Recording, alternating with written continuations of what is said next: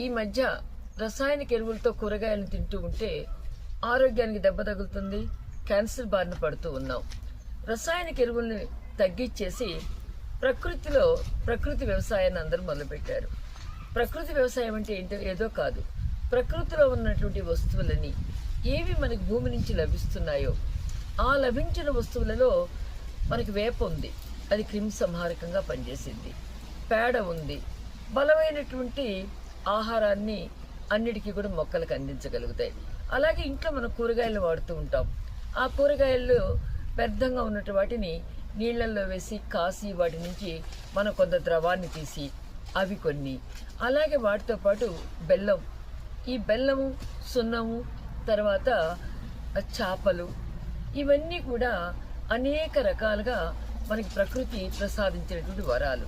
ప్రకృతిలో ఏ వస్తువు వృధా కాదు, ప్రతి వస్తువుని సద్వినియోగం చేసుకోవచ్చు.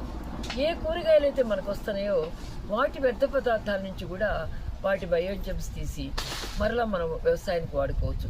అలాంటిది ఈ ప్రకృతి వ్యవసాయంలో ఇదొక భాగం.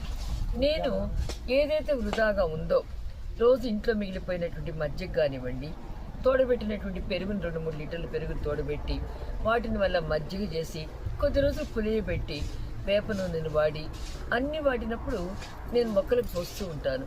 అవి చాలా మంచి కూరగాయలు అందిస్తుంది.